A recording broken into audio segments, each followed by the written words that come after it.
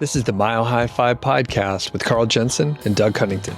We have authentic conversations about the journey to Fi, health, happiness, and some very odd tangents. We interview Fi experts, side hustlers, people on their way to Fi, and those who have reached the other side. Join us every week, and if you want the show notes and links and all that other stuff, head over to MileHighFi.com. Hello, world, and welcome to the MileHighFi podcast. I'm Carl Jensen with my co-host. Hey, I'm Doug Cunnington. And today we have a very special guest. Tell us your name and what you do. My name is Jeremy Schneider. I'm the founder of Personal Finance Club. I help people learn about personal finance and investing. And before we get into that, I hear you might have some fun stories about your days running track at University of Michigan. Yeah, I guess I have some fun stories. I used to be very fast. I do not come from an athletic family. Neither of my parents were athletes. My brother was not an athlete, and somehow I became the fastest kid in my school. And then I got kind of a recruited walk-on to the University of Michigan, and earned a scholarship after my freshman year, and actually broke a school record at Michigan, and actually held that school record for 21 years until January of this very year, where some punk kid, without even asking my permission, ran faster than I did. No, he's actually extremely nice, and I messaged him congratulations, and my remaining claim to fame is now dead. But apparently I'm still bragging about it on podcasts. Yeah, that counts for something. What events did you run? I ran the 400 and 800. For track fans, I ran a 46.8 and 149, and then my school record was actually the 600, which is an indoor-only event, and that was a 117.3. Wow. Yeah. And how much did he break your record by? A lot. He crushed it. He ran a 115, which 2 seconds in that event is, might as well be days. But, the fact that it stood for 21 years is pretty crazy, so I'll take it. 2 seconds? That's crazy. After all those years to come and break it by that much? Yeah. Wow. Yeah, I don't know. I mean, it was just a combination of things. Like, he's really good, and we just weren't strong in that event for a long time. Also, when I ran, it was a flat track, and I ran and so if you don't know tracks, like, a normal track you see like high school is flat all the way around, but indoor tracks are now banked, where it's like the outside is higher. So when you're running, because indoor tracks are 200 meters instead of 400 meters, so they're much tighter turns, which is very hard to make tight turns when you're running super fast. So they bank them like a car race track. And I ran on a banked track exactly once when I was in college 21 years ago, and that's when I set the record. And so tracks are just faster now, which is maybe why maybe why we saw such a big break. Wow. And my next question is, it has left my mind, and it'll come back to me any second. Oh yeah, how fast are you running? Like, how many miles or kilometers or miles per hour are you running when you set that record? I don't know. 20s, mid 20s, maybe low 20s. We don't think about it in terms of miles per hour. Yeah. I think people think about it in terms of like mile pace. So like my half mile is a 149, and so if I could have done that twice in a row, that would have been a 338 mile, which would have been a world record by 5 seconds or so. I could not do that twice in a row. I had to stop immediately and was very tired. But you're running, it's like to a non-runner, it's faster than they can run. It's faster than a sprint. Yeah, you could beat my truck off the line, I think. Cars not going to beat bikes. We're not going to beat. I mean, maybe for a few meters or something, but slower people and maybe some out of shape dogs. We got them. I'm not sure, Doug. I don't think I could beat him even on a bicycle. Maybe the e-bike, but that's it. The e-bike, that's a good pickup. Yeah. Even now, he could be still way faster. That's great. How tall are you? You're a tall person. Yeah, I'm 6'4". In college, I was like 178 pounds. Now I'm like 200 something. And as big for a runner, I think a lot of people, I feel like my whole life, people have dismissed my achievements because I'm tall. They're like, oh, it's easy for you because you're tall. And there's some truth to that. I think tall people statistically get paid more, and get promoted more. But it's not generally help to runners. There's no other tall people running. Sure. I didn't mean to discount your your achievements. I just, for the listeners out there who are thinking, oh, it's easy for him because he's tall. I was 100, almost 180 pounds. All my competitors were around 140, and so I had 40 pounds extra to move around that track, right? Because it's like a body weight exercise, and there's no mechanical advantage of being heavier like there might be in rowing or basketball or something where you're throwing your weight around. Sure. But I was tall and skinny, so it's not a terrible combination. Yeah, that's cool. We're going to come back to fitness a little bit because you're still in good shape, it looks like. Thanks. So. I try not breaking records anymore for sure. Awesome. All right, we're ready to move into the good stuff here. Yeah. So your parents taught you to invest at 16. Can you talk about that a little? Yeah. At the time, it didn't seem weird. I thought that that was just, I was learning a lot of things at 16. You learn to drive, you learn to date, you learn to, apply to colleges or whatever. And I had my very first job. I worked at a summer camp, and I think I made $1,200 for the summer. And I don't feel like I'm that old, but I'm starting to feel like my parents when I'm like, I made a nickel a week, and we could buy 10 gallons of gas with it. But yeah, it wasn't.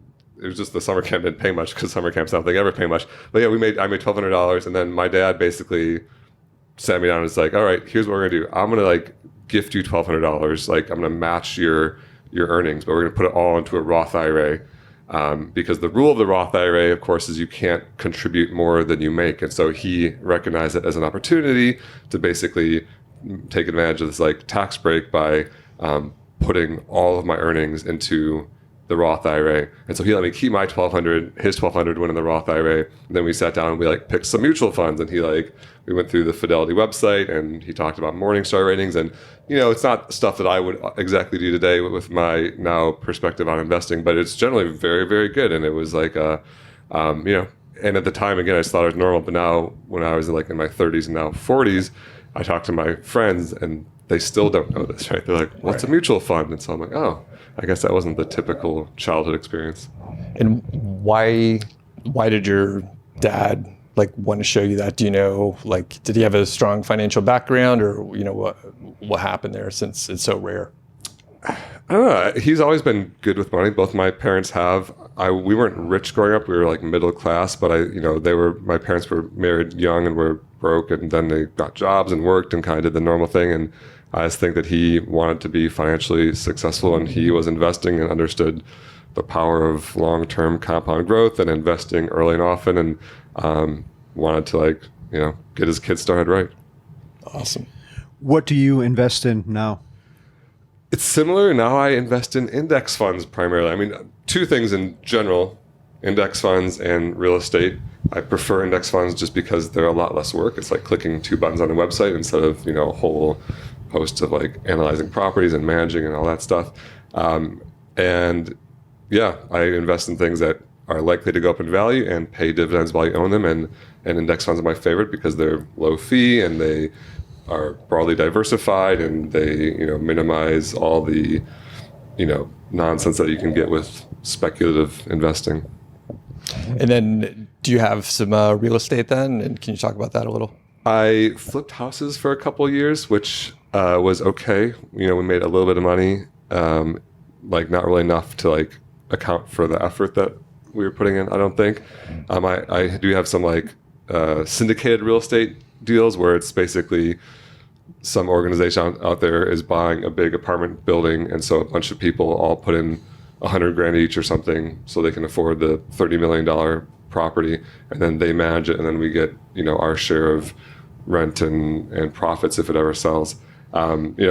That's less work because you don't have to actually deal with maintenance calls or even analyzing the property, as long as you trust this shady group of not shady necessarily, but shadowy, I guess.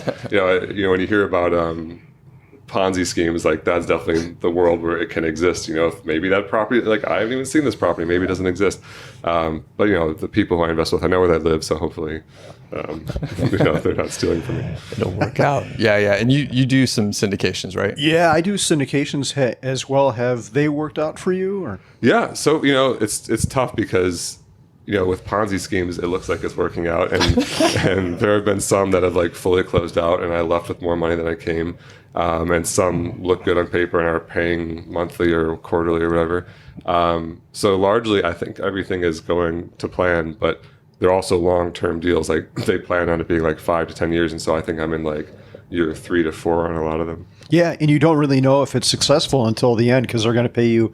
In my case, they've always paid a fixed amount, and then the payout is at the end. So it really depends on how much value they're going to add to it. Totally. So, the plan that they pitch is always, we're going to buy this undervalued asset remodel or raise rents or do whatever, and then sell it 5 to 10 years later at this huge premium, and they project, these great rates of return or whatever. But yeah, you don't, until they sell, you don't know. You could lose money. So you like index funds better. It's a little more hands-off. It sounds like more trustworthy in a general sense.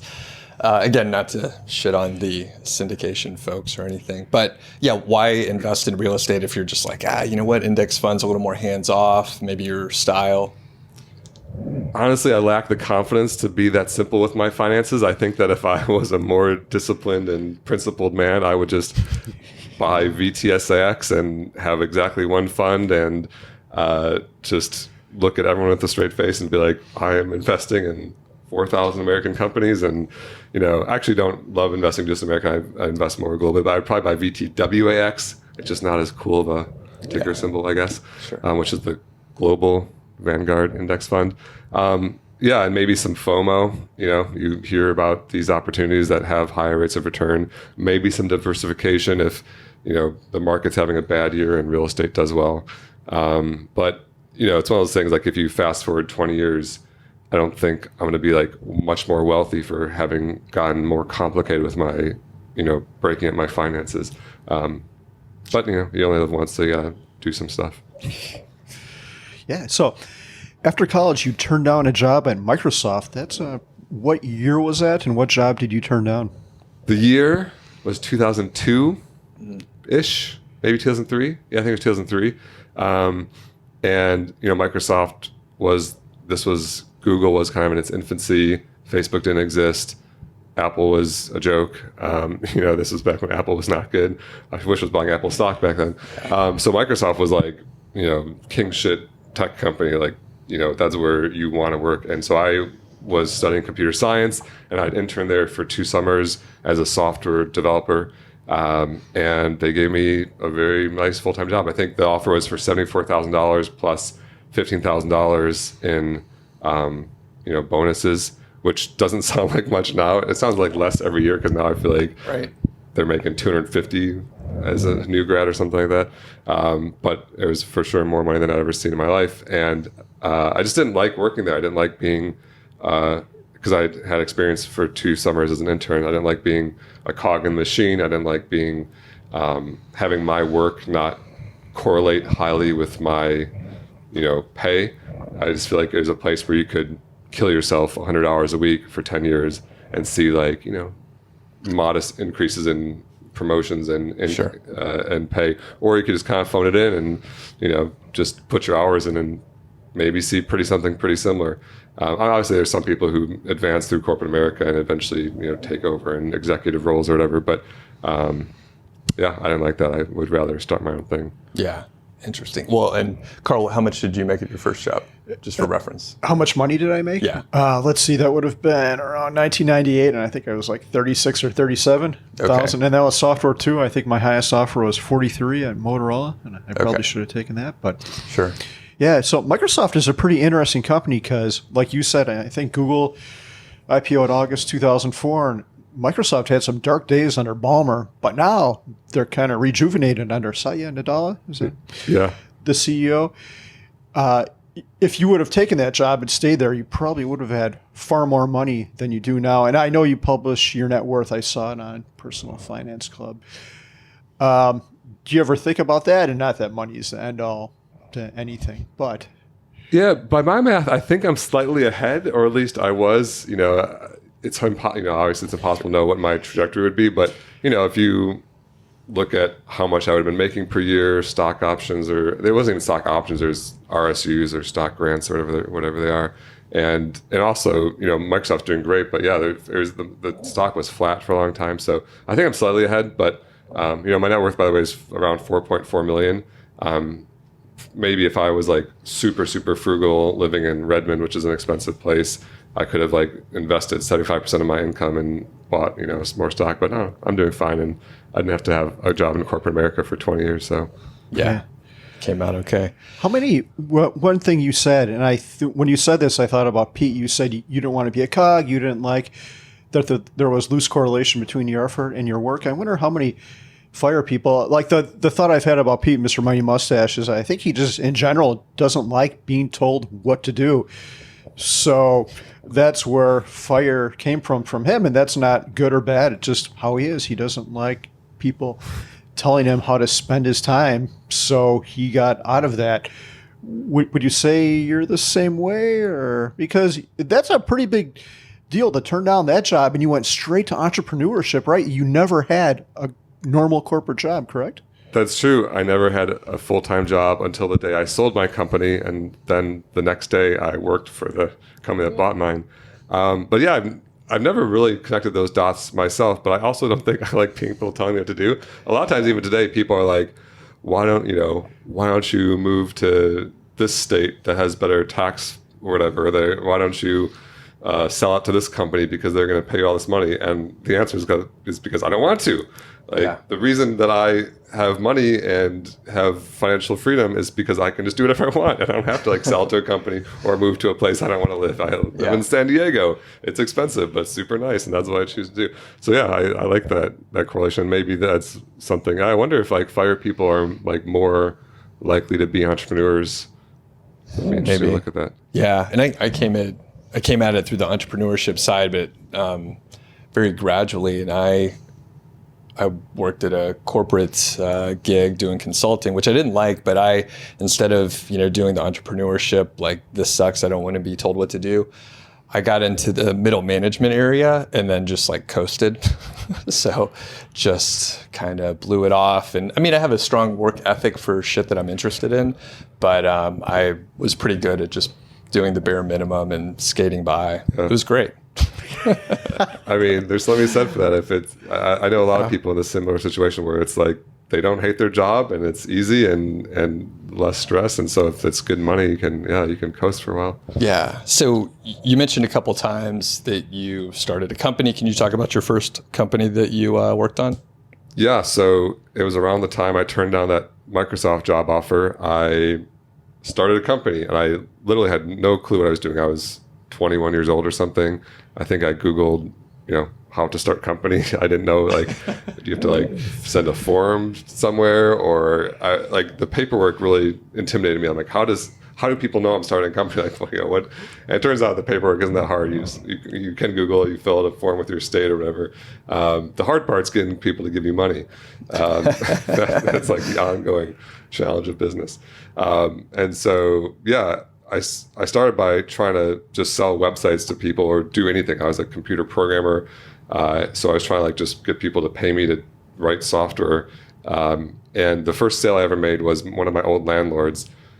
They had this god-awful website, and they had 100 different properties I rented out. But their website, they had made it in Microsoft Word, and they had just typed in stream of consciousness, the 100 properties, some listed bedrooms, some listed rents. There was maybe a photo or two, no order or rhyme or reason, this whole thing. And so I made them a new website from scratch. I found photos. I made the ability to search and sort. I didn't ask them to do if they needed this. I just did it. I put their logo on there, the whole thing, and made a really nice little property website. And then I emailed it to them and said, "Hey, I'm a former tenant. Do you want to buy this?" And they did not respond to that email. And I'm dang. And it took me 3 days to make that because I was young and ambitious and worked really hard back then. And I was man. And I wasn't making any money. I was living on credit cards just to eat. And so I was I gotta, that's 3 days of work. I need to at least try again. And so I, very shy, and I called him up on the phone, which is terrifying. Even today, I'm nervous about calling people on the phone for whatever reason. But I called him up on the phone, and he answered, and I said, "Hey, I'm Jeremy. I'm a former tenant. I made you a new website. Did you get?" And I emailed it to you. Did you get it? And he said no. And I said, "Oh, can I email it to you again? And can you take a look?" And he said, "Sure." And so I did. And at the time, this website was being hosted on a computer in my living room, and so I could see how many people were connecting to it, which was of course 0 because no one knew it existed. And then we hung up, and then I saw that one person was connecting to it, and then it said 1 for 30 seconds, and then it went back to 0, and then it was quiet again. I was well, proud of myself for making the call at least. And then the phone rang, and it was that guy, and he said, "Yeah, that looks great. We'll take it." And I was what? And he said, "How much does it cost?" I was I didn't think we were going to get this far this fast. I don't know what to do here. I've never sold anything before. And so I literally made up a price on the spot as though I had a product. And I think I quoted $3,000 plus $300 a month, which just seems like an outrageous amount of money to charge someone like a monthly fee for a website. But at the time, it was like, it's a different time where you like needed more hands-on help with this sort of stuff. And he said, could you do $2,000? These are true numbers, by the way. Like I remember these to this day, but he said, can you do $2,000 and $300 a month? And I said, I don't even know if I said how fast I said yes, but of course I said yes to that. And then we hung up, and I sold him the website, installed, he paid, and I was like, man, $300 a month. If I sell 10 of those, that'll be $3,000 a month. And it's like you start doing the math, and that's how I made my first sale. That's cool. And how important was it for you to close that deal? Like, because that, you put all the time into it, you didn't know what you were doing, and then you got this momentum and a nice rush, I'm sure. So yeah, if in entrepreneurship, it's like an emotional roller coaster. The previous week, the story that I'm not telling, I didn't make any sales, right? I emailed some other people. I was doing whatever I could to make money, and none of it was working. And so it's like existential dread. You're like, how am I going to afford food? How am I going to have health insurance? And then you make a sale, and then you're like, oh my gosh. Then you start doing the math. You're like, I'm going to be a billionaire. Like, how many landlords are there in the US? If I sell them all a website for $300 a month, I'm going to have so much money. And so definitely, but I guess you're fueled by those like small wins, because if without them, you wouldn't keep going. And strangely, because of that sale, before that moment, I'd never been in real estate. I knew nothing about real estate other than renting an apartment for a few years in college. I knew nothing about real estate at all. And because of that sale, the next 12 years of my life, I was in like real estate technology and was selling landlords products. Cool. So you said that went on for 12 years before you sold, or? Yeah. So that was the first sale. And then for 12 years, we never took any venture capital, never took any outside funding, never took any debt. We just tried to spend less money than we made, and then grew the company for 12 years. And then, sold it when I was 34. Okay, so what was the maximum number of employees that you had? When we sold, there's 7 of us. Actually, a year or two after I started, I brought my mom on as a co-owner. I sold her, I'm making air quotes if you're watching on YouTube. I sold her 30% of the company, and so I owned 70%, she owned 30%. And then we had 5 employees. So there's only 7 of us. It was a small company. We were doing about $1 million a year in revenue. And then we sold the company for just over $5 million. And did you actively look for a sale, or did someone approach you? Around that time, real estate technology was like very hot. Zillow became a thing.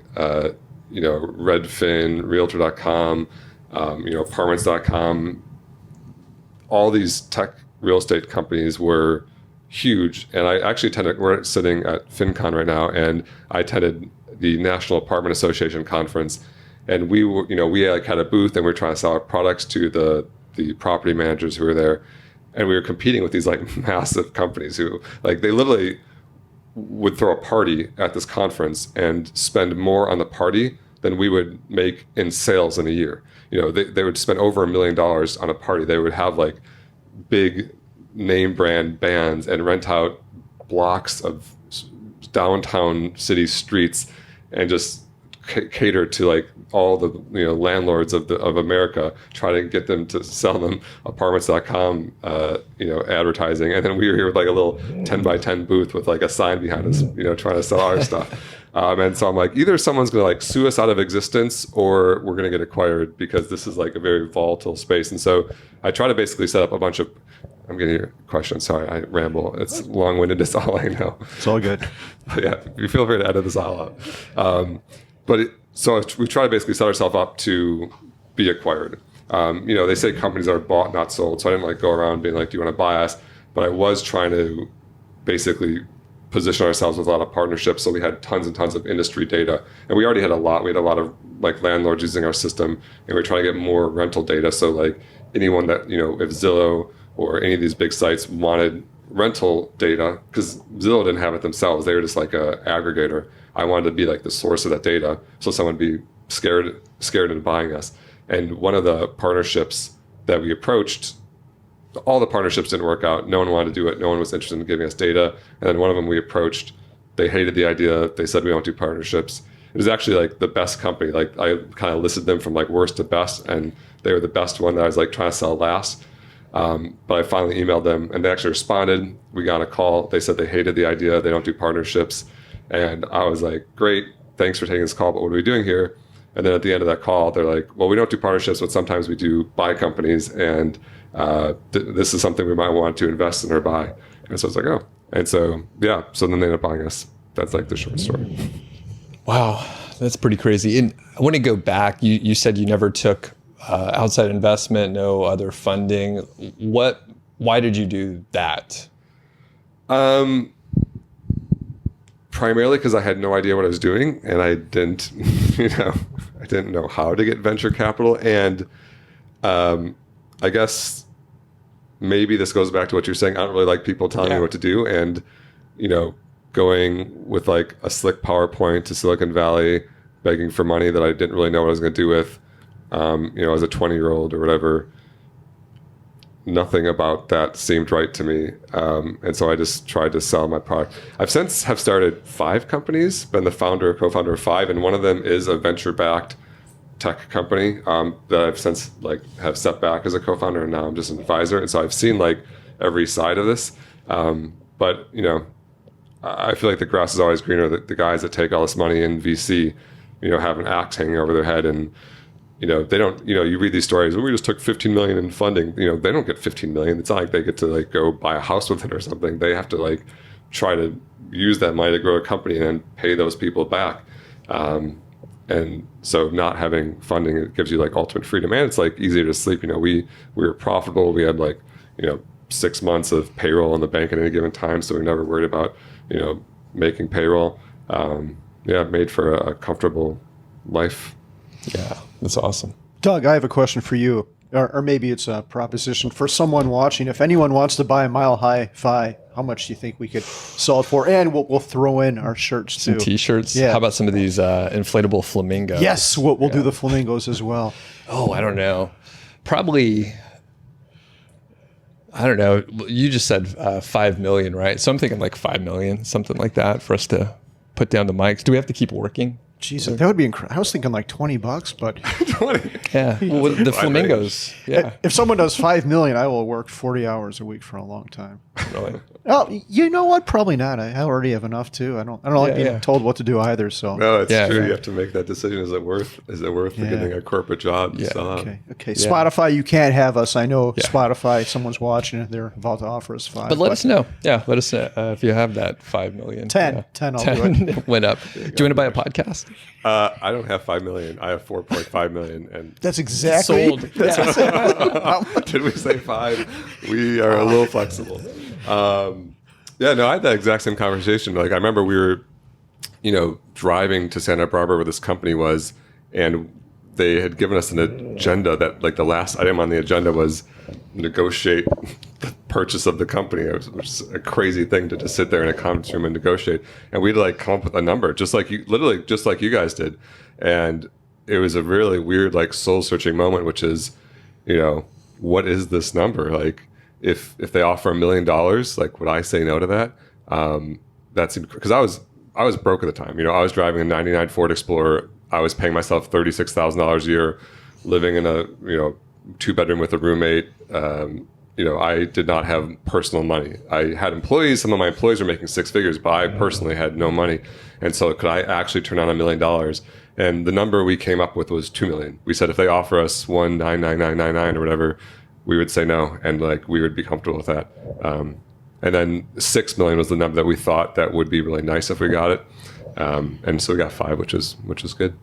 Awesome. And any other details on the negotiation or anything, or how did that? Did you say the first number? Or they slid a paper to you? I love that question because I feel like I hate the secrecy around this kind of stuff. And I, like you said, I post my bank account to my Instagram account, and so I like transparency here, just because I think that people talk in code and don't want to share numbers and whatever, and I just like laying it all out there because it happened. We were in a conference room, and so what happened was all my I had a few friends who had sold companies, and so I asked them or I asked one friend and one business guy, and they both said, do not negotiate in person. Like, that's a bad move. Like, have your representative, make them send the first number. And I basically ignored that advice, and we did negotiate in person. And I did that because I really liked these people. I thought everything that they were doing was in total good faith. I thought they were good people. I thought they ran a good company.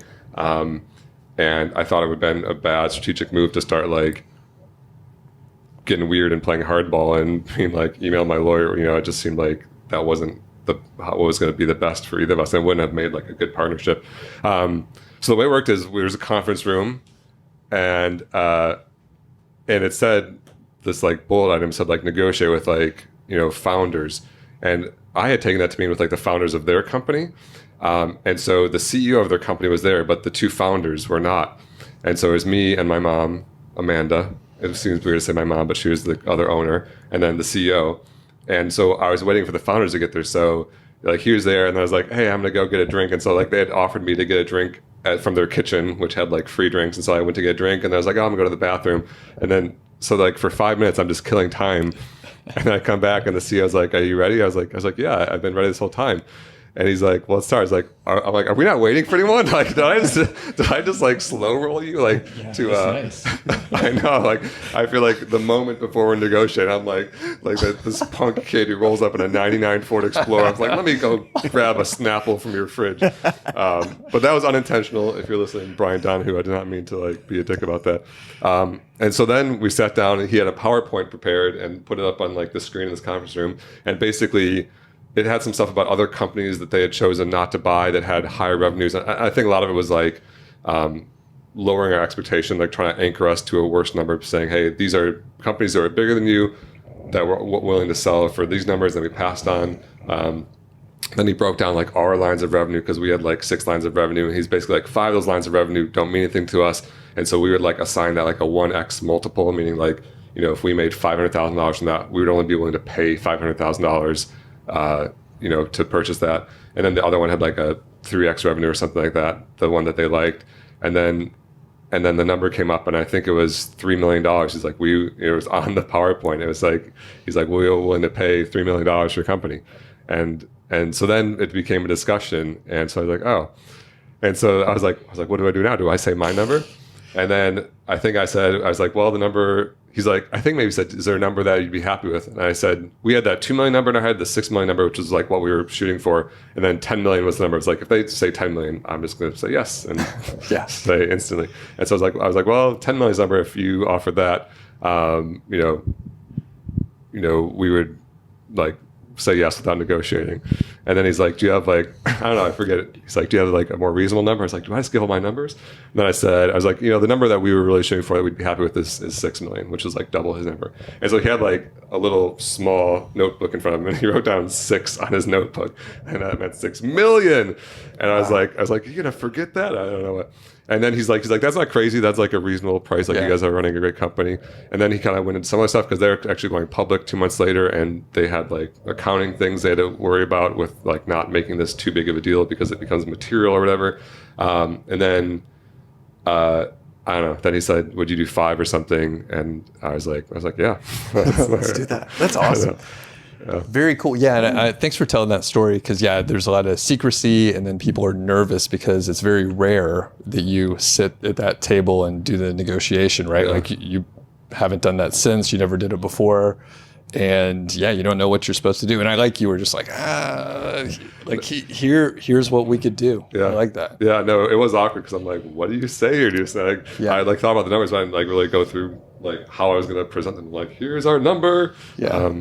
Yeah. Interesting. And it's like you're a car salesman. You're like, I'm going to go talk to my manager, and you took a piss and grab some drinks, and you're like, we'll come back in a minute. And then big time with the CEO of this like about to go public company.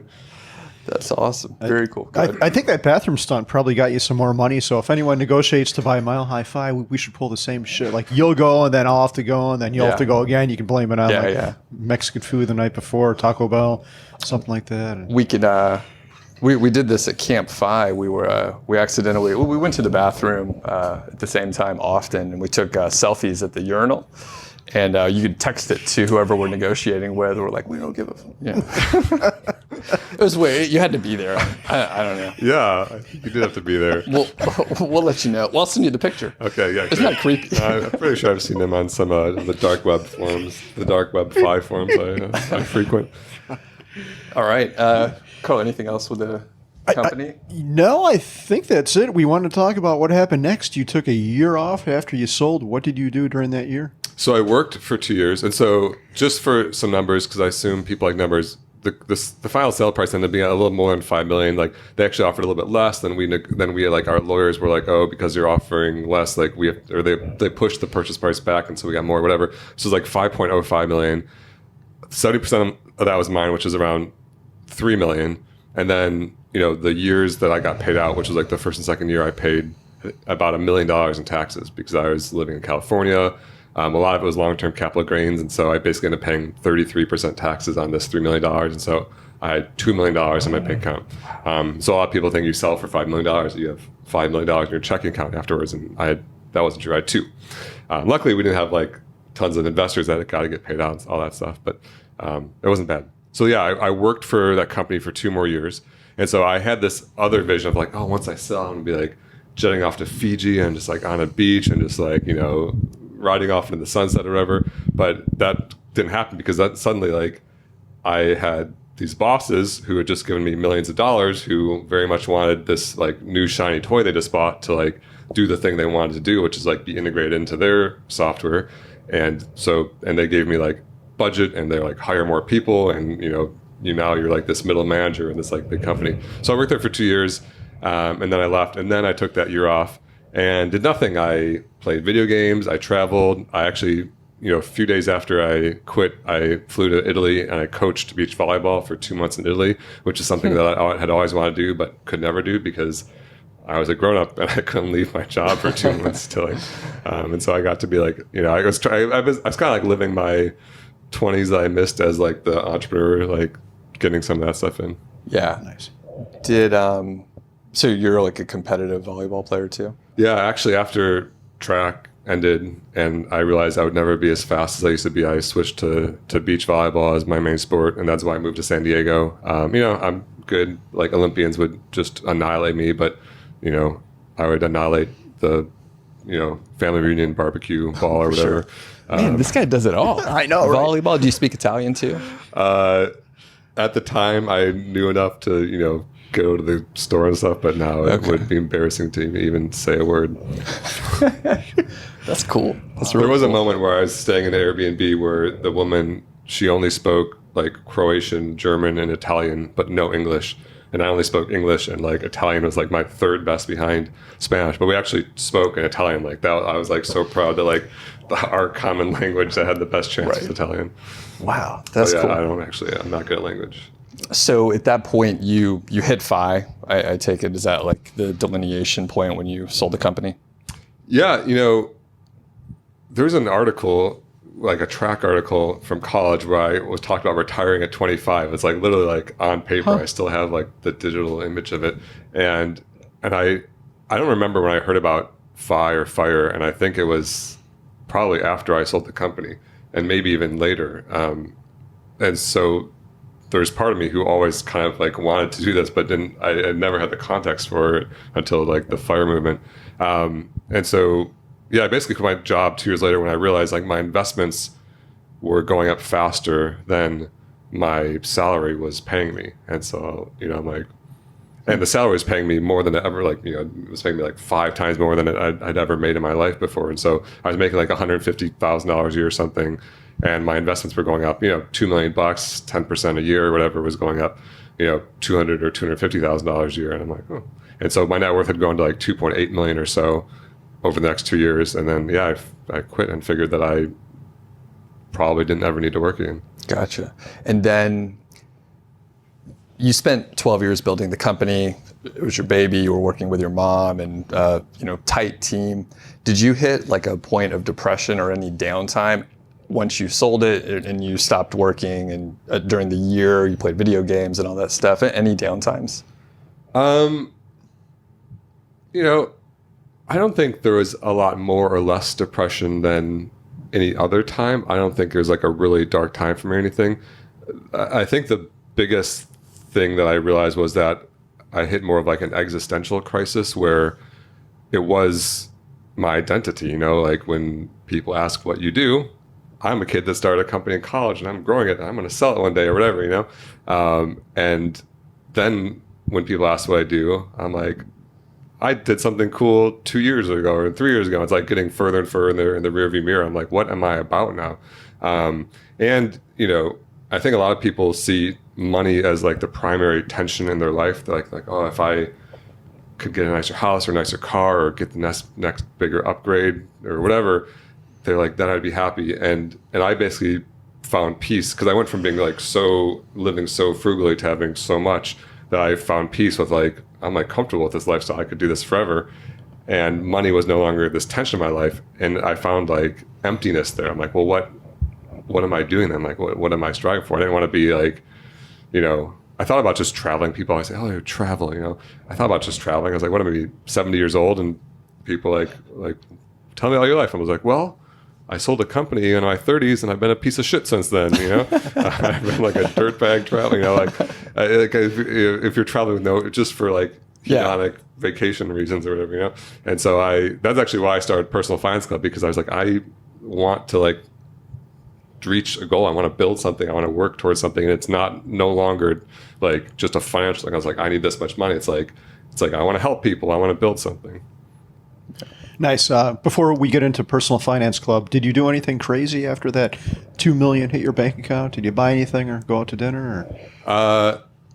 Nothing really crazy. You know, I did take my whole team out to like one of the more expensive places in San Diego, and we like got a private room. And you know, the most expensive dinner I'd ever bought before was like $80 or something like that. You know, I would never go out to expensive places. I couldn't afford it, and that bill was like, you know, $2,000 or something like that. So I mean, that was like an insane moment to see like a $2,000, you know, like because it's still like shocking to you, because when that money hits your bank account, it's like for me it took probably several years to sink in like what that number meant. You know, like you hear the word million, but it's like hard to conceptualize like you know, is 2,000 still a lot of money or whatever? Obviously, like I know how math works, and 2,000 less than 2 million or whatever, but still it was like a shocking moment. I also threw a party for all my friends. I knew when the close date was, and so I like invited all my friends over under the guise of it being a housewarming party, despite having not moved in the last 6 years. I lived in a garage converted to an apartment, and I like had a mobile stone-fired pizza truck come and like make, you know, pizzas and salads for everyone, and had like, you know, 30 friends come over, and I was like, I sold my company. So those were like the only crazy things I did. I still drove my 99 Ford Explorer for like another year before I finally had to buy a car. That's pretty fun. Okay, so Personal Finance Club now? Yeah, tell us how Personal Finance Club came to be. Yeah, so it was that like existential crisis, like what am I about? And I actually was like having like lunch or dinner with now like a girlfriend of mine at the time, and she's like, what do you want to be when you grow up? And I said, I would love to like help people learn about personal finance, like host like a show on Netflix or a podcast or something like that. And we're both like, that's not crazy. Like, you know, I was a computer programmer. I'd never had any sort of like public persona. I'd never made content. But it still wasn't crazy. Like there's no reason that it couldn't be me. And so I was like, all right, I'm somebody who want to be a personal finance content creator, which I didn't really even know the name for it. I didn't know FinCon existed. I knew of like Dave Ramsey and Susie Orman, and I thought that was like it. And then now there's like an entire conference of us here that do this, and so it's kind of wild. But yeah, I decided to start an Instagram account because I thought that was where like most of the millennials were that, you know, maybe needed this type of help. And I set a goal of getting 50,000 followers in the first year. I was like, I don't have a job. I can just like, I barely had an Instagram account before that. Didn't know how any social media stuff worked. I was like, I'm just gonna figure it out, and that was the beginning. What is Personal Finance Club? It's. I don't ask, man. I should be stumbling over this answer.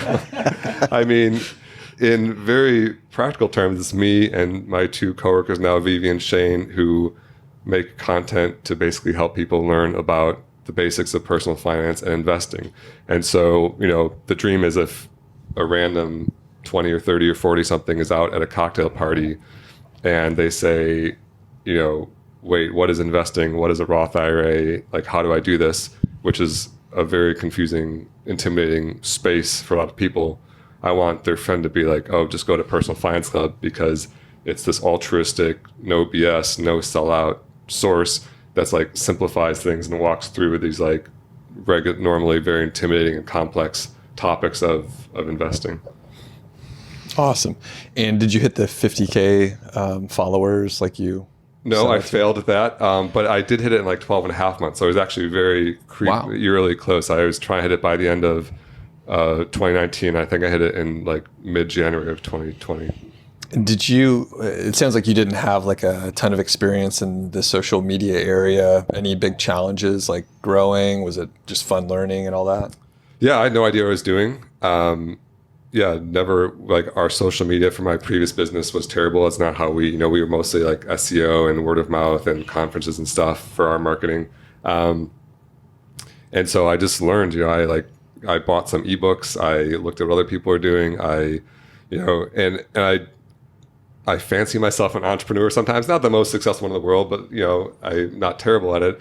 And one of the things that I talk about is looking at, there's two types of metrics you can look at when you're like tracking something: lead metrics and lag metrics. And I always like give this pitch to like other entrepreneurs, and everyone always focuses on the lag metric. And a lag metric is basically the thing you want to have happen. So for me, it was followers. I want followers. But the problem with tracking lag metrics is you can't directly act on that. Like, I can't get a follower. That's not like an action I can take. And same with like company revenue or something. You can't like earn $1. You have to do other things which will lead to that. And so this challenge for entrepreneurs is like identifying the things that you can do that are directly influenceable, that like you can act on them, and that they're like, highly correlated or predictive to the lag metric. And so, and then that focuses on like, okay, this is what you should actually be doing. And so with Instagram, I like made a spreadsheet and I said, all right, the lead metrics are how often how many times I'm posting, how many stories I'm making, and how many times I'm commenting on other people's posts. And because when you comment on someone else's post on Instagram, you create a link from their post to your account. And if you do that like 10 times a day, then a month later in the Instagram ecosystem, there are 300 links out there that post to your account.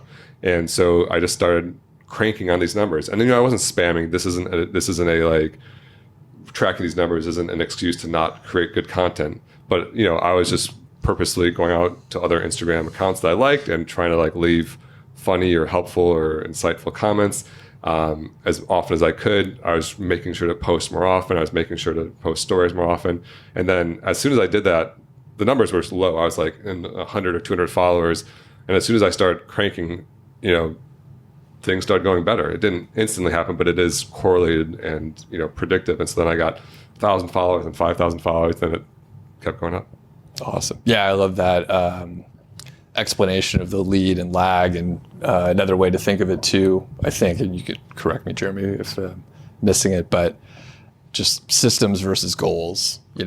Figure out the goal and then back into the system and then do that, and then hopefully the goal comes out. Yeah, totally. And I think that a lot of people get so focused on the goal, there's no context for where the work is getting put in then, and having that system to be like, okay, here's like what you go through, and then it leads to the goal, I think makes a big difference.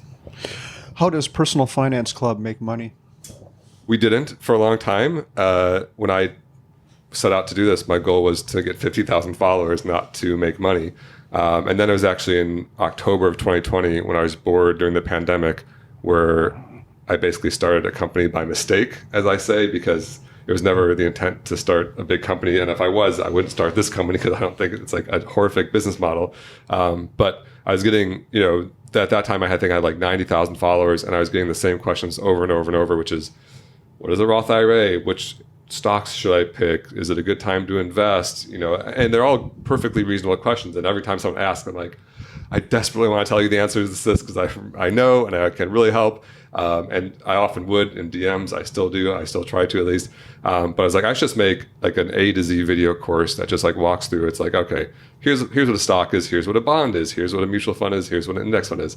And so I made this course, and my initial instinct was just to give it away for free because that's what I was doing with everything else. And then I thought about it, and I was like, all right, the problem is people don't value free. If you just like send them a link to a free course, they're not going to take it. They're not going to finish it. Also, I was like, I'd gone to my first FinCon by that point, and I had like a website now, and I was like losing a little bit of money every month. It wasn't a big deal, but I was like, it'd be nice to like cover my expenses at least. And then I was like, it would also be nice to maybe like be able to have some revenue to like grow more content. And so I decided to sell the course. I chose a price of $79, which included unlimited lifetime access. And then I decided to sell it as like a first, your early bird special or whatever for $49. And so I did a week sale in October of 2020. And I sold this course for $49. And in the week, we sold $110,000 worth of this course. And I was like, oh, it took me 3 years cumulatively to make, or maybe 4 years cumulatively to make $110,000 at my first company. And I just made it in a week. I was like, oh, maybe this is a real thing.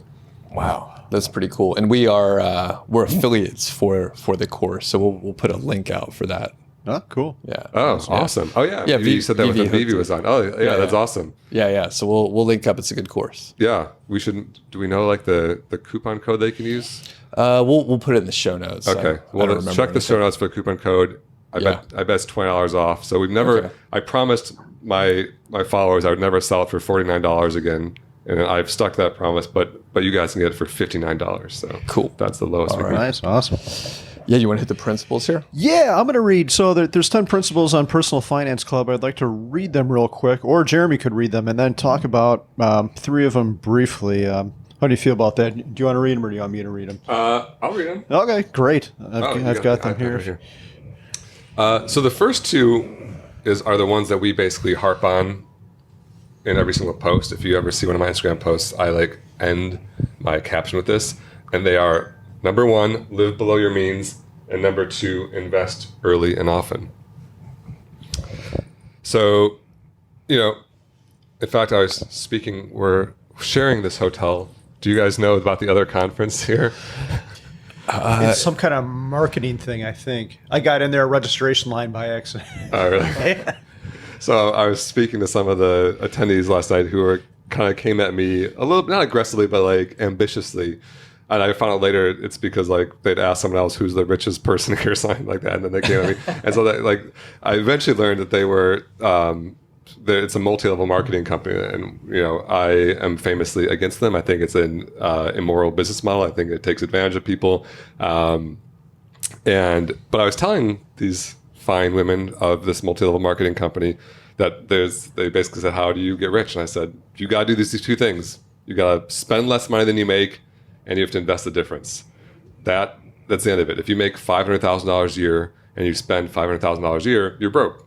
That's zero, and I think people often, it's maybe in the FI community, we're so familiar with that. But I think in like pop culture, people think wealth is like balling out with a new car and getting rims and, buying shots at the club and living in big houses or whatever. But that's not wealth. That's spending. Wealth is what you have after the spending. So you have to spend less than you make, and then you have to invest the difference. And investing is important because saving's not enough. If you just save money, you'll never outpace inflation. You'll never like build serious wealth. You have to invest. So those are the first 2 rules.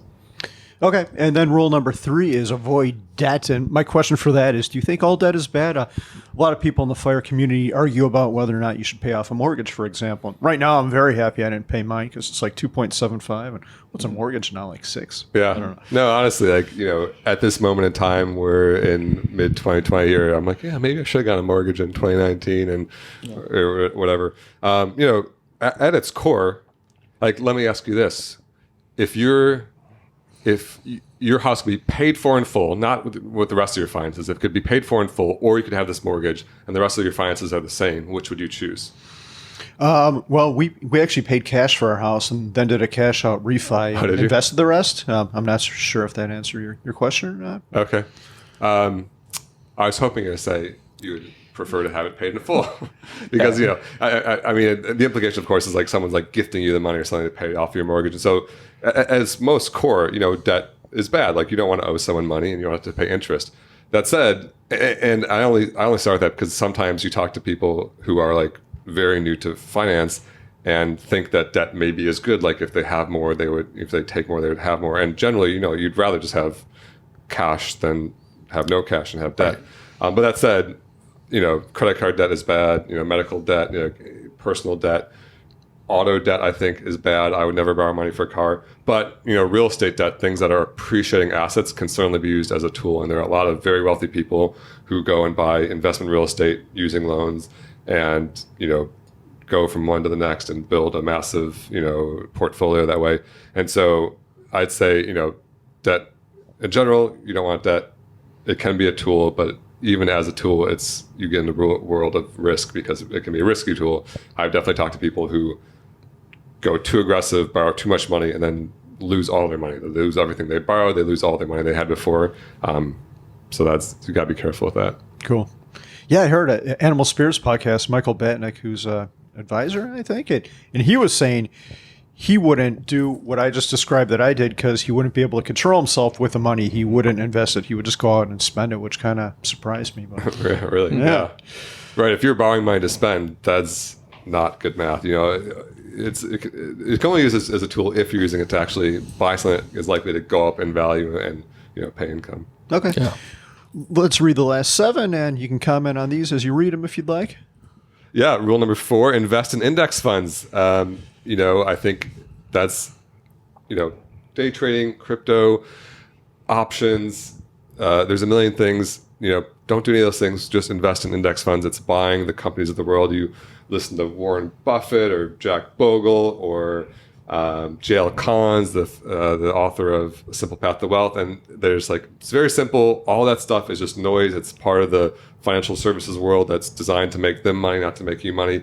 It's just you buy the companies of the world at a very low cost, broadly diversified. That is how you invest. So that's why I buy index funds. Okay. Rule 5 is buy and hold.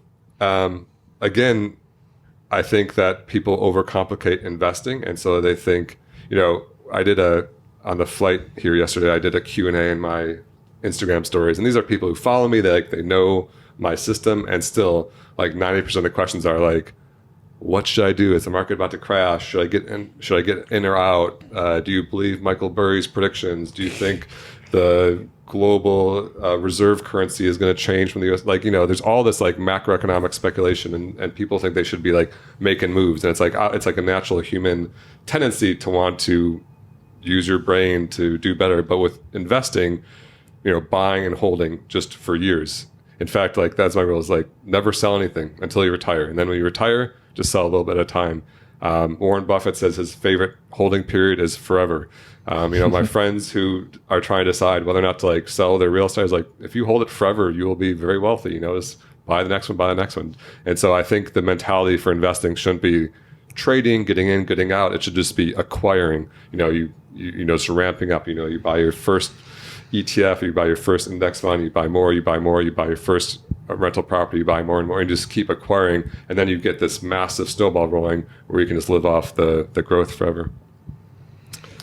Number 6, minimize fees. And so in investing, at least investing in the stock market, there's very little you can do to predictively improve your investing performance.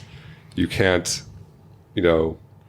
pick better stocks. You can't pick better managers, better mutual funds. There's one study I liked that looked at 12 different features of a mutual fund, like the manager tenure, the past performance, the CAPE ratio, the Morningstar rating, all this stuff about these mutual funds, and found that 11 of the 12 had no correlation to future performance.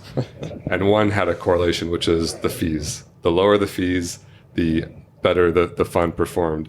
And so whether it's real estate, whether it's index funds, whether it's getting a financial advisor or not, anything in this world, the thing that you can do to proactively and predictively improve your own investment performance is just to minimize fees. Cool. Where are we at? 7, I think? Yep. Be cautious of misaligned incentives. You put a note on this one. What is this? So I think when people get into trouble with money, it's because someone is trying to sell them something that they have a different incentive than the investor. And so, an example that is coming up a lot these days is insurance being sold as an investment. And so if you are on TikTok or Instagram to some degree, there are these insurance salesmen who are pushing this like crazy narrative that young people should be buying these expensive life insurance policies as this fantastic investment. And they just like go on and on about like the amazing benefits. And, you know, we can do a whole podcast about that. But at the end of the day, the reason that they're doing that is not because it's true. It's because they earn a very healthy commission. And so every policy they sell, they get like a year's worth of, you know, it just turns out these things are so profitable that the insurance companies have set up this like really kind of sick incentive for these insurance salesmen to just go out and collect these massive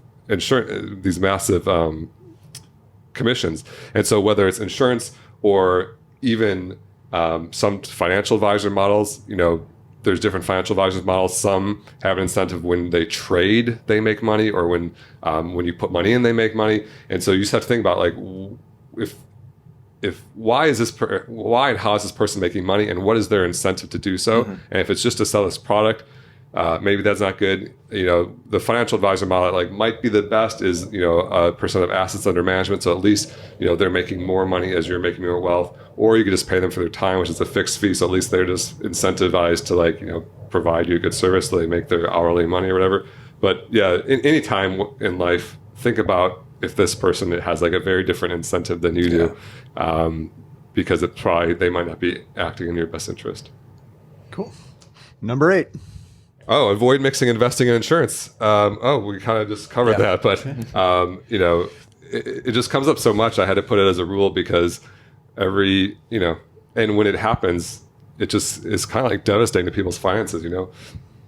That same girlfriend of mine who asked me what I want to be when I grew up, she was a teacher, and she taught for 15 years or something. And so she was 35, and when she was in her early 20s, some insurance salesman came to her school and said, "This is how you prepare for retirement. You buy this annuity."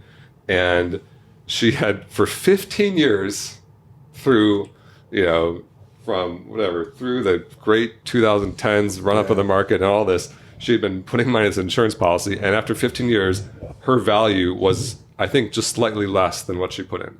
So, you know, she had put in, you know, whatever, $20,000 or $30,000, and it was worth just under that. Yeah. And I was like, if you had invested that, it would have doubled probably 3 times. You would have had, you know, $30,000, $60,000, $120,000. Yeah. And so this public school teacher, got basically duped by an insurance salesman. And so, you know, that stuff makes my blood boil. Yeah. And I have one of those same exact deal, early 20s, warm introduction. And I won't say the company, but it rhymes with Western Mutual. And That's a very close rhyme. Yeah. Fumbled that one a little bit, but yeah. It took me a little while to figure it out, but same rough time period. This is about you. Yeah. Oh, okay. So because you know, you don't know, and luckily I had 401k and other stuff going on, but a good chunk of money that I just eventually I was like, oh, fuck those guys, we fired them. Yeah.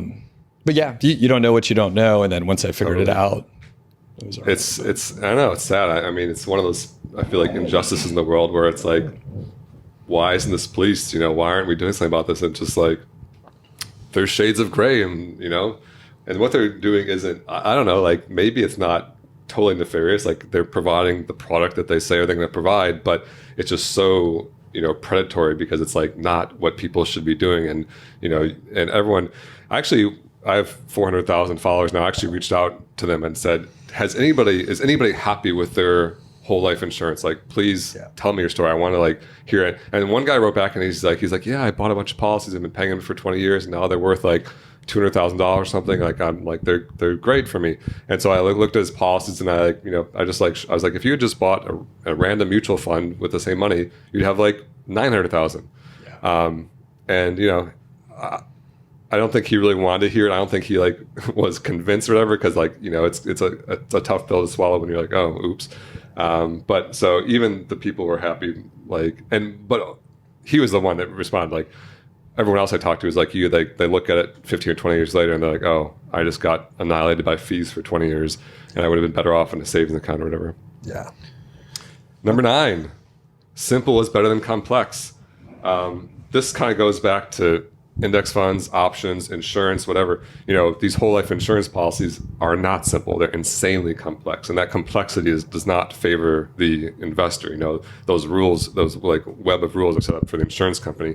And so whenever you're dealing with your finances, simple is better than complex. In fact, you asked me earlier, like, why do you do the syndicated real estate stuff? And my answer was like, because I'm not a better man. If I was, I would have put it all in a single mutual fund, because I think I would actually be better off. Yeah. In fact, when I sold my company, I did all my homework. I tried to I read books on investing. I tried to do it all right. And I landed on ETFs. I was like, all right, I'm investing in ETFs, which is great, by the way. And I landed on 7 ETFs. I was like, I'm going to buy, large cap US, small cap US, international emerging markets, bonds, real estate, commodities, like something like that. Now, what is it? 7 years later, I went back and did a backward test of that portfolio versus a single target date index fund, my favorite way to invest, which is just like a combo pack of index funds. And the target date index fund outperformed. So like my research, my cleverness, my tax efficiency, all this stuff, a simple target date index fund, like the simplest way to invest, actually outperformed. So simple is better than complex. All right. And number 10 is do the right thing. I just think that's like a matter of integrity, a matter of morality. I just think that I believe nice guys finish first, not last. I think that you sleep better. I think that your life is better. I think that people who what are you watching? Are we boring you? What's going on over there? Carl picked up his phone for the people on the podcast. No, he's watching TikTok videos. Yeah. I'm trying to tell our next interviewee that we're running a little bit. Oh, late. Sorry, we're going over. No, it's all good. Yeah, this is good. Yeah. So do the right thing. Good guys finish first. Yeah. For example, I just came across an account the other day that was taking all of my posts, cropping off my logo, and representing it as their own work, and then selling a course for hundreds of dollars more than my course sells for, and then if you Google this course, that's it's on all these scam websites, and it says got an F on the Better Business Bureau and all this stuff, and I don't think that person's doing the right thing. I think that they're taking shortcuts. I think that they're being sleazy about it, and I'm going to be more successful than that person. I'm 100% sure of it. And I think that if they did the work and, sought to help people primarily and, give value, I think that they would be better off. And I think by not doing the right thing, and I also don't think, when I emailed this person that said, hey, I noticed you're using all my content. Can you please take it down and let me know? And then they didn't. I DM'd them, they ignored me, and I finally, this one was so egregious, and I normally don't do this, and people steal my content all day, every day, so I normally don't let it get to me, but this one I just, for some reason, rubbed me the wrong way. I finally put him on blast with my followers. I was like, hey, does anyone know? Because he's a member of this financial community. He's on social media. He's a real American person who is out there and has some shared followers and things like that. I was it's does anyone know this guy who's clearly just ripping me off and selling a course? And then I didn't try to send them out at him, but I'm sure some of my followers were commenting on his stuff or whatever, and then he deleted all my stuff and then blocked me. I was all right, real way to own up to your mistake or whatever. So that's crazy. Yeah. I did get a DM from you, and you were asking me how I'm investing in crypto, and you had a suggestion for an NFT. Yeah, I hope you send the Bitcoin to that address I sent you. Yeah, it's crazy, all the scammer. Dude, Instagram is overrun right now. It's so frustrating because I literally employ people, and I'm this is your job, fight the scammers, and they overrun you. And it was a joke. I did not DM Doug and ask him for crypto, but people impersonate my account. They copy my username, and does it happen to you guys too? It happens to a lot of. No, I'm very small. I'd be very lucky if people were trying to copy my stuff. Sometimes people are flattered the first time it happens. I mean, they go after big and small accounts, Yeah. But it's frustrating because a lot of times they're dragging my name through the mug, and some people don't. And someone messaged me the other day and was how come you followed and unfollowed me? You're just doing that sleazy thing to get followers. I was like, I did not. We follow 200 accounts. They're all people I personally know. you can look at it. And she's like, no, you did. I was like, I'm pretty sure it's a scammer. She's like, no, it's this account. I was like, I know you think that, but you just thought it was because it's a very similar looking username, but it's like off by one letter. So it just sucks that it's like hurting my reputation. Yeah. Oof. Okay, to finish this section up, what do you think is the number one mistake people make with money? What do you hear about from your community? We have a knock on the door. Should we pause? Is that your 11 o'clock? Here, we'll keep rolling. We'll let Cody just sit in here, I guess. Yeah. So. Yeah. I know Cody. Yeah. So. What's up, Cody? I was on your podcast, wasn't it? No, it's all good. No. It's all good. We're gonna keep rolling. We don't edit much, so if you you just sit on the bed or chill. It is on. Yeah, you're on YouTube right now. I mean, we're recording it, but we'll just wrap it up, and we're talking to Cody next, everyone. So, all right. I know. Great segue. Number one mistake people make with money. I hate to harp on it, but I think it's just living beyond your means. I think people get sucked up into the capitalistic, materialistic stuff is going to make you happy American and maybe global mentality, and buy a car on a loan and go on a fancy trip instead of a modest trip, and buy too much house. And I want people to live their best life, but if you're stressed because you can't make payments and all your shit, like, you're not happier now, you're less happy, you're not less happy now, and you're gonna be even less happy when you still are slaving away at a job when you're 70 because you've lived your whole life trying to like keep up with your stuff. Yeah.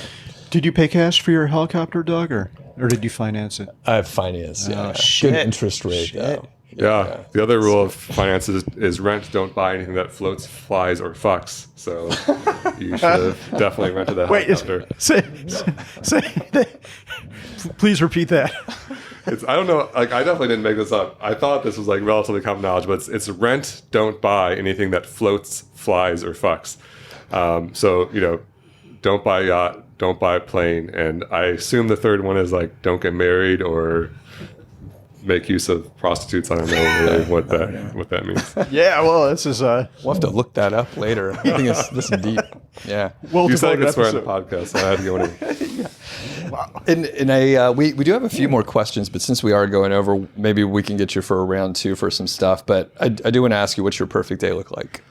I saw that question ahead of time, and I don't think I adequately prepared, but I don't know. It's probably traveling. It's probably discovering something like a new restaurant, doing something active, paddleboarding, getting a good workout in, like having a great meal with drinks with friends, laughing, being outside, not staring at my phone too much, which is not what I do on almost every other day of my life. Those are the days that I look back on in my life and remember. And they're also, traveling obviously costs money, but you can do it frugally. But they're also not things, I didn't say flying a helicopter or whatever. It's things that, a bottle of $2 Chuck and like laughing with friends is like almost free and is like, is the best. Yeah. Very cool. Cool. Awesome.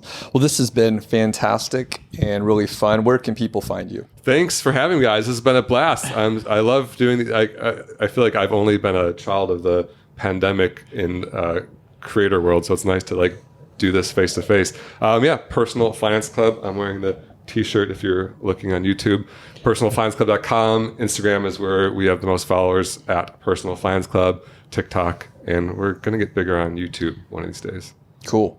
Awesome. Yeah, we'll link up for all the stuff in the show notes so people can find it easy. And like we said, the course, we'll link up to that and make sure the coupon code or whatever is appropriate is in there. Perfect. All right. Thanks man. Yeah. Cool. Thank you. Thanks for listening to the show. That was the MHFi podcast, and I'm Doug Cunnington, the balder host, and Carl Jensen is the cool, sexy one. If you dig the show, please do 3 things for us. Number 1, tell a friend, a family member, an enemy about the show. We really don't care who you tell. Maybe forward them a specific show that you know that they will like. It's the single most helpful thing that you can do to spread the word. It's like giving us a virtual high five, and actually we don't give high fives in in person, so the virtual kind's pretty good. And more importantly, your friend or family member or even your enemy will appreciate the fact that you were thinking of them. Number 2, make sure you're following or subscribed on your podcast app, Apple Podcasts, Spotify, Overcast, YouTube, whatever you're using, and that way you won't miss a show. And number 3, please leave us a rating and review.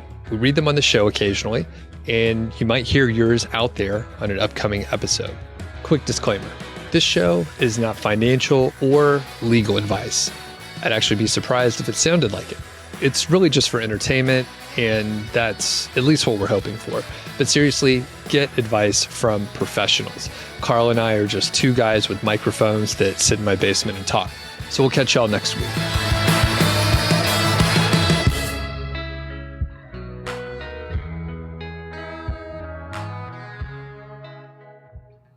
All right. So we're here at FinCon. Jeremy, what were you up to last night? There's the opening party. I think, at least when I'm at a conference, I always lose my voice because in my normal day, I'm sitting in front of a computer by myself, not speaking for 24 hours. And so I think it's like a sick prank they play on all of us nerds is to cram us in like a very hard-walled small box, crank the music all the way up to 10, and just have people shouting at each other the first night of a conference so we like lose our voices right off the bat. Immediately. Yeah. I was very nervous that I wouldn't even be able to talk today. And I tried, because I know that trick that they're doing to us. And I tried not to talk too much, but still, yeah. Like I talk a decent amount, but I usually don't scream. Yeah.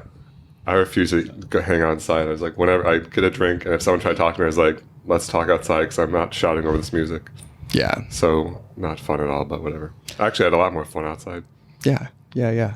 How's it going with you? What's your voice like, Carl? Did you make it through? My voice is okay. I kind of, usually when I'm at these things, I try to be conscious, knowing that we have to record. And like what Jeremy said, they throw this thing on there the first night. And there was one FinCon actually a couple of years ago that we went, and it was actually my own event, but it was very loud. We had the beer party and a bunch of people showed up, but it ended at 4 a.m. And the next day, I was supposed to record with the Mad Scientist and for the Playing with Fire documentary. So at 4 a.m., we're like, hey, we should try to find more beer. And luckily, we could not find more beer, which was great. But yeah, the next day, I woke up at like 8:30, 4 hours later, and I'm like, and then I tried to talk, and my voice didn't work. I'm like, oh, shit. Yeah. But then it magically came back like 3 hours later. I still didn't feel great, but my voice worked. That is rough. Yeah, it was a bad day. In that podcast episode, is it on like Brandon's feed? Like you can get it? It is, yeah. We interviewed Physician on Fire, Leaf, who we just interviewed as well. And Mindy did a rap at the end to Hypnotized by Biggie Smalls. Only with words. I rewrote it for Leaf, so it's pretty awesome. Oh, man. I'll have to check that out. And I wonder, do you guys have ideas for a better opening party for like old guys? Because I now bring earplugs and stuff because my hearing, I don't want it to like be damaged anymore by standing in front of speakers that are so loud or whatever. But yeah, what's your ideal like old dude party? I just think the organizers have to have the confidence not to try to throw a rager. You know, I think that like they get the DJ and like nobody wants, or maybe like 2 people want that, but most of us want to have like, you know, hors d'oeuvres, small tables, mingling, standing up. You know, like I mean, I think that's like the magic of these things is like the opportunity to like bump into people and see people you know online or whatever. But no, I don't think anyone gets to the first night. It's like I just really need to dance it out, like you know. At least that's my perspective. So, but you know, there are parties like that. You can have like cocktail hours, things like that, without big DJs. So yeah. What do you think, Carl? Yeah, I saw that they had a dance floor at the place, right? But I never saw anyone up there. I mean, this is money people. We don't do that. No. Not many of us, yeah. And I think I like the idea. I mean, they really could have just got a bunch of pizzas and threw us in one of the big rooms, and we would have been super happy. Yeah, I also don't know why we had to drive like 25 minutes to go to that like high school gym or whatever we were in. I mean, you know, I don't mean to like talk shit about the FinCon organizers because it's like a massive undertaking. I don't think it's like extremely profitable or anything, and so like I know there's a lot to do, but I think they could probably even make it easier on themselves by just like what you said, like get a room here, get some easy food, and like I think we'd all enjoy it. Yeah, totally. Yeah, and maybe like one alternative is just like walking around. Well, it's hot here. That's the other thing. It seems to always be like last year was in Austin, like 100 degrees. So I don't know. Yeah. Getting old. All right. For the record, I would have said the same thing at 21. I still don't like getting music blasted when we're trying to talk.